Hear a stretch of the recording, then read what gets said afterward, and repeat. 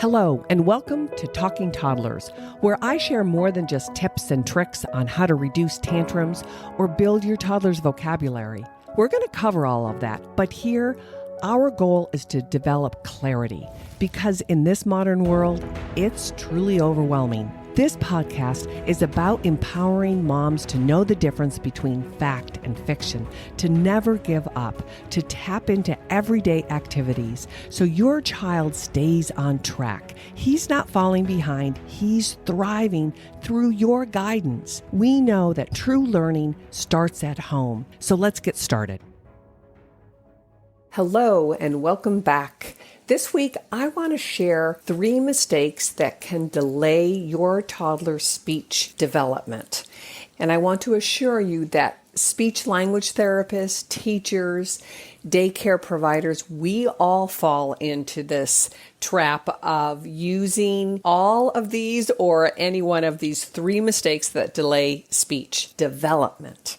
Let's get to it. So the first one is stop asking so many questions, especially to your 2-3-year-old, maybe even 3-4-year-old, because kids are inundated with questions all day, every day, from strangers to teachers to babysitters to mom and dad.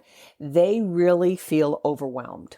So these are questions that are automatic to us as grown-ups, like, oh, honey, what's this? What's this called? We know in our minds that kids are learning how to talk and they need to be, quote unquote, stimulated. So what are we going to do? We're going to ask them questions. We're going to prompt them to speak, right? So we say, oh, what's this? What's this? Or you say, how was your day, honey? Or how was your day at school? Or how was your day at the playground? That's an open-ended question. They can't really pull it out yet. They can't organize their verbal speech. They're still at that concrete level when they're 18 months old, 2, and even 3. Or questions like, what did you do at the playground? That's kind of a complicated phrase. Or even if you asked, what do you want for dinner? Or what do you want to wear to bed? Or what do you want to do when we go outside and play? That's a lot of verbiage, a lot of possibilities, and it can be overwhelming. Also, down below in the description, you can get my PDF, a handout, because these WH questions are developed in a hierarchy. So let me just walk through these. And keep in mind that how and why questions are much more sophisticated. And so we have to pare those down or rephrase them as we're, going about our day and playing and encouraging our little ones to listen and understand and then verbally come up with an answer or some kind of response. It could be a gestures, it could be pointing, it could be a facial response, whatever. So let's look at about that 2nd birthday to that 3rd birthday. They will focus on mastery of where, what, or what doing, right? What's the doggy doing? And again, you're going to be very, very precise in your language. What's the doggy doing? He's digging a hole, or he's sleeping, right? And then the who is really about age-appropriate critical thinking. Who lives in a barn? Who flies in outer space? Those kinds of critical thinking. Again, you're narrowing the field. That's a very different question than what did you do at school today? That's really broad. But if you're giving them more data, then they can kind of critically analyze, what is she asking about, right? Or you could say, what do you do when you're cold? Again, he understands what do you do type questions. And then when I'm cold, oh, I get a sweater, or I go inside, or I find a blankie, or something along those lines, right? So between 2 and 3, where, what doing, and certain kinds of who questions. And then again, there's some fluidity in the age ranges. So around that 3rd birthday, kids will answer more open or broader who questions, as well as some emerging why questions. Why do you brush your teeth? Why do we not run inside? And again, they have to understand the question and then generate a verbal response, organize their critical thinking, organize their grammar and their vocabulary and all of these things. So there's a lot of mental gymnastics going on. And then around 4, they'll be more able or more skilled at answering when or how many. So you can have when questions like, when do you take a bath? Or when do you brush your teeth? You can also ask like, how many brothers and sisters do you have? Or how many apples are on the plate, right?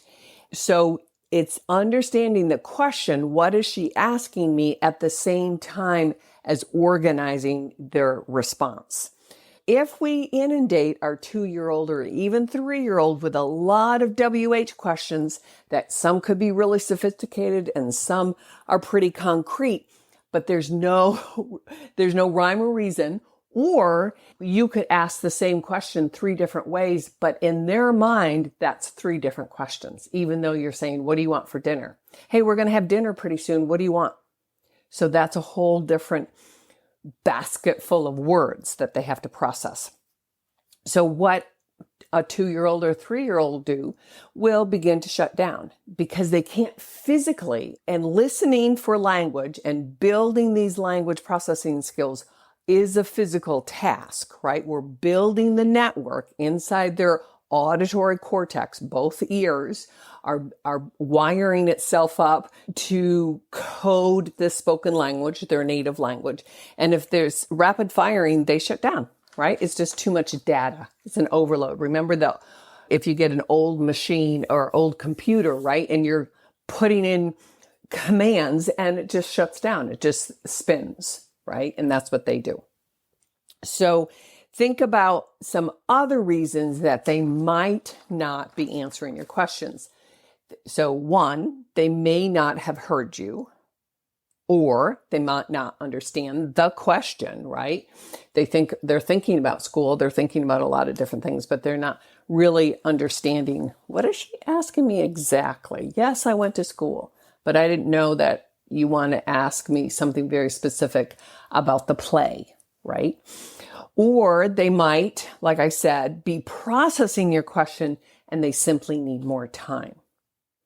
Or they might be able to understand the question and then they can't access the words that they need to formulate their answers. And you'll hear often people will say, especially if that 2-year-old or 3-year-old is starting to repeat their question or repeat words or have somewhat stutter-like behaviors, but 65% of kids will have stutter-like episodes, and that is that they need more time, right? They're not able to access the words in a readily fashion.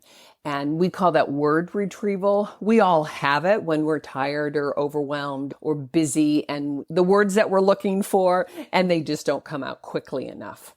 And just a side note, that is true that a lot of kids will repeat words or repeat phrases trying to buy time to organize their thoughts. And so always let them.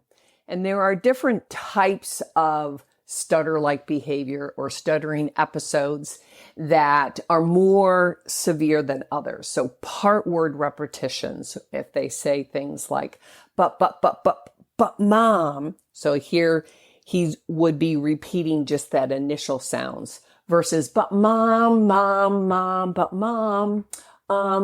Well, mom, I am thinking that I want to sleep in the tent in the backyard or whatever the question is, right? So you can really feel and hear that he's organizing his thoughts and trying to come up with a negotiating fact for you and him so he can win the conversation, right?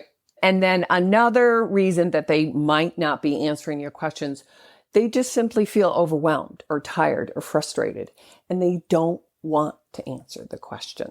So keep in mind that the brain is only 3% of your whole body mass, but it takes up 20% of your energy. And when someone, you and I, or kids, when we're focusing on something or studying or trying to problem solve, we can use up to 50% of the energy and the oxygen in our body, whether they're trying to figure out how to crawl or how to put on their pants, or if they're trying to navigate a new gym equipment, or they're outside, their mental energy is being used for that problem that they're solving. So keep that in mind.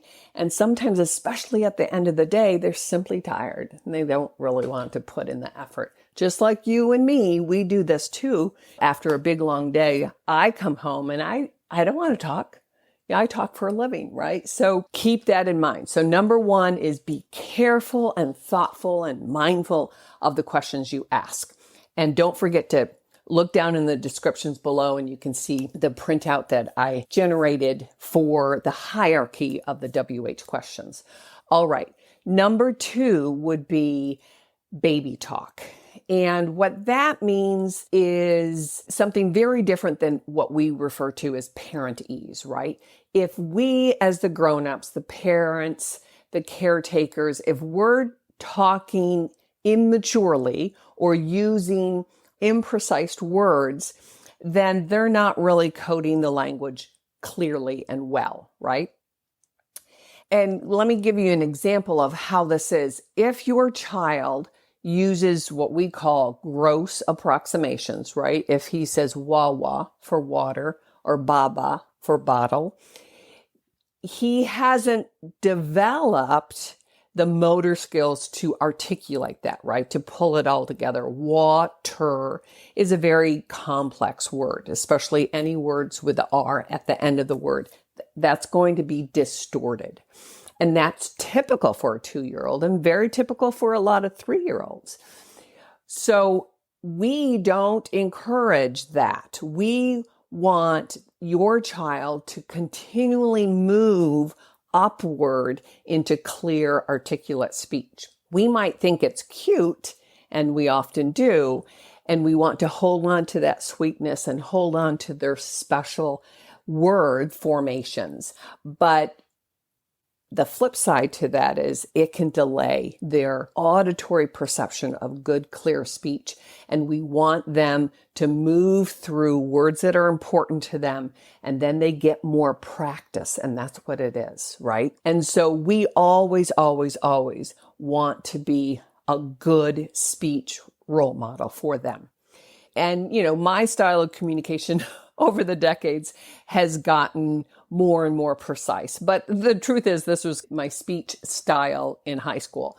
But I always encourage parents to really model slow, articulate, enunciated words, and that you find a rhythm just for those first couple of years. And by the time they hit their 3rd birthday, they really should be much more fluid and physically and auditorily capable of more and more complex speech patterns. But those first couple of years, give them time to really wire it.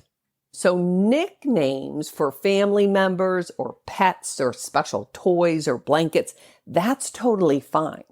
But Wawa or Baba or Boom Boom for whatever, the car, or whatever other words, other objects or actions or places are different than special names like for grandparents or even a sibling. And I'll just give you an example. I know I've shared that I come from a family of 9 and I was the 7th and I had this speech delay. And so one of my brother's names was Daniel, and I used to always call him Yo-Yo. And we thought that was cute, and we kept it. And my daughter had her favorite blanket, right? And we always referred to it as Dee Dee. We never understood where the heck that came from, but to our daughter, that was her cute little nickname. That's totally fine. That's not what I'm talking about. What I'm talking about is repeating their approximated word for everyday life, right? So just keep that in mind, that kind of baby talk is not helpful because they have a lot to code. And I've shared this before. We have 26 letters in our alphabet. We have 44 sounds. So we want to get going, right? Because they have to be pretty darn clear, 85% clear by their third birthday. So parentese, which you may or may not be familiar with that term, it used to be called motherese. And then our research over the last several decades realized that men do it too. And all cultures do it. And it crosses age barriers. So a 4-year-old is going to use parentese speech with the new baby brother. And what that is when we change our tone, our pitch, the rhythm.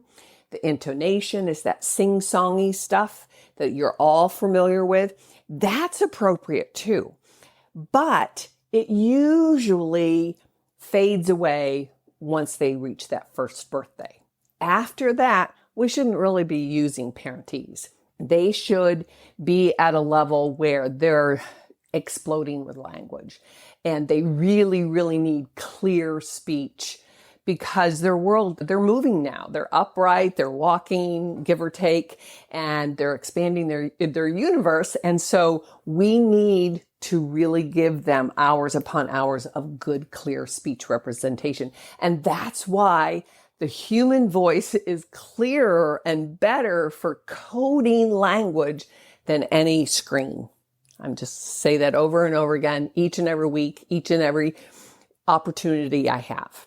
So the baby talk is just kind of immature, poor grammar, poor diction, all of that. Nicknames is totally fine, and motherese, parentese, humanese, that's totally fine too. As I said, we want to focus on clear pronunciation of nouns and verbs and get them going to really want to imitate you and answer you as well. So I do have another link in the description below that gives word plays and sounds. And these are things that parents often use, but we want to make sure that we amp it up. Meaning if we're playing with the animals or teddy bears or whatever, and we say shh, shh, shh, that's an environmental play word that they'll listen for and want to imitate. Or if we say vroom, vroom, that car noise is very interesting to them and they're going to attend to that. So those kinds of play words and sounds are very, very appropriate. So I'm not talking about those either. I want to make this very clear.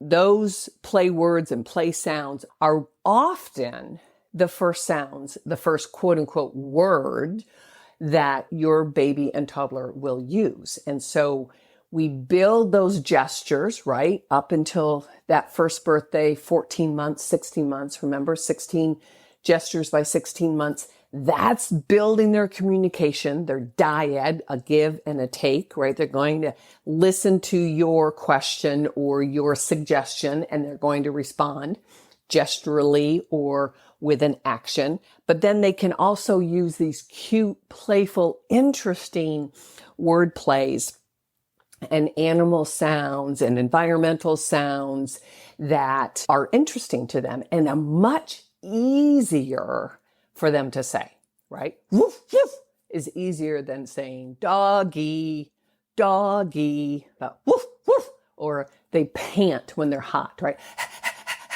That's pretty common. Or they grunt. That's a big one. I was known for years to teach kids how to grunt, right? You're play acting when you're trying to take the lid off a jar and go, and see if they'll imitate you, right? And that's building their imitation, building their auditory awareness. And all of these play in a good sense for supporting early speech and language skills. But baby talk, not so much, right? Hey there, Mom. I just wanted to jump in and ask a big favor. If you're gaining benefit from these episodes, please consider leaving me a review. It's the only way I can expand my reach and find moms and dads and grandparents just like yourself. I'd be so grateful. I'll leave a link down below in the description to save you an extra step. So thanks in advance. Let's get back to today's episode. So the third and final area or mistake that's often parents and therapists end up falling down is waiting or withholding an object until they say it. And I'm going to preface this or give you a caveat because it can work if you know what you're doing. And I have taught hundreds and hundreds of parents, mostly moms, how to build this in their daily life. But we have to be very mindful and it can be very effective, right? To withhold if they want their cup to drink something or a certain toy or another cookie, or if they want to get out of bed or whatever, that you withhold it until they say something, right? But that can really trigger a lot of frustration and anger and resentment, and kids can shut down there too. So there is this art to using this method. So I'm going to share a little bit of that artness, and I'm going to also demonstrate this in a YouTube video. So if you're just listening to this recording, then that's great. Then you can go back and find the episode where I demonstrate some of this stuff. But as I said, there's an art to this technique, right? And as with toddlers and almost everything, timing is everything. So if they're tired, frustrated, hungry, sick, you're not going to go there, right? But if they're happy and calm and engaged and eager to participate with you, and you perhaps have warmed them up, say you've been singing nursery rhymes, or that you're playing these little one-on-one games like peekaboo or patty cake or where is Thumbkin, where is, and you give a pregnant pause, right? And see if he'll say something, right? So you want to set up the scenario like in everything else you do with a toddler or any child, I guess. But you also want to recognize that he is willing and capable of saying something, right? And you don't completely withhold something. You just give that, as I said, the pregnant pause or that wait time to either him formulating an answer or imitating you. And so one excellent way to set this up is to always give him choices versus a yes, no. Oh, you want water? Here's your water. No, you can pick up your water cup and then you can pick up whatever. It could be soap from the countertop and you say, oh, do you want water or soap? And there was a pause on purpose, and he's looking back and forth and he's saying, I'm not going to drink that soap. That's silly, Mama. So then you repeat, do you want water or soap? And then you give him that smile, right? And you give him eye contact and your brows go up and down and you're like looking at the soap. You're like, yuck, I don't drink soap. I drink. And now you're giving him a fill in the blank, right? So you're enticing him and encouraging him that he has to pull his own fair weight in this communication dyad, right? This is a two-way street and that we're sharing this. So there is this art to it, and some speech therapists are really, really good at it and some aren't. They inundate bunch of questions and then they withhold and they really can have a meltdown. Your kid can have a meltdown. I've danced this dance before and failed. So don't beat yourself up if that learning curve is steep right? The key is to keep in mind when is the best time that he's reachable, right? Typically in the morning or shortly after a nap or when he's been fed, those kinds of things. And then when you can warm him up with singing a song or playing a tickle game or hide and seek or whatever that enticing moment can be. And then strategize how you can give him two choices. Something we call them verbal absurdities, right? Oh, you want your water or soap? You're thirsty. Which one do you want, right?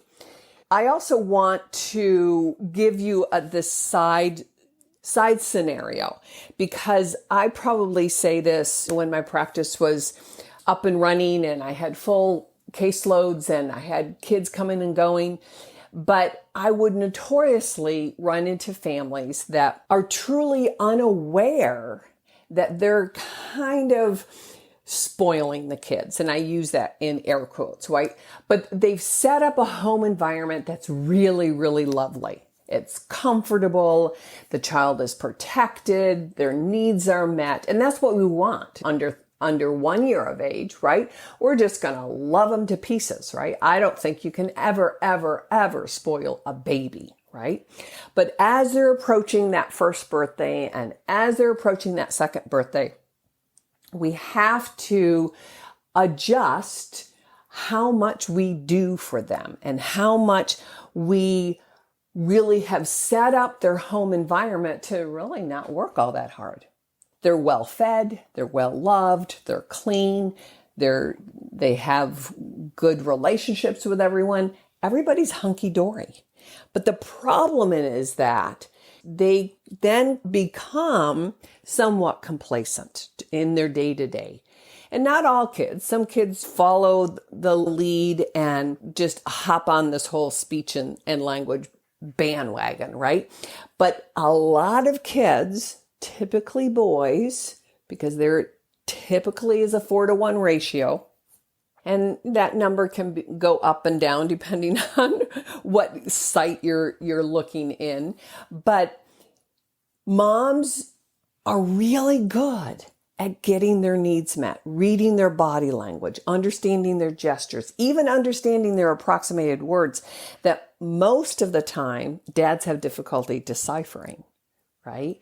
And that's not always the case, but quite often, right?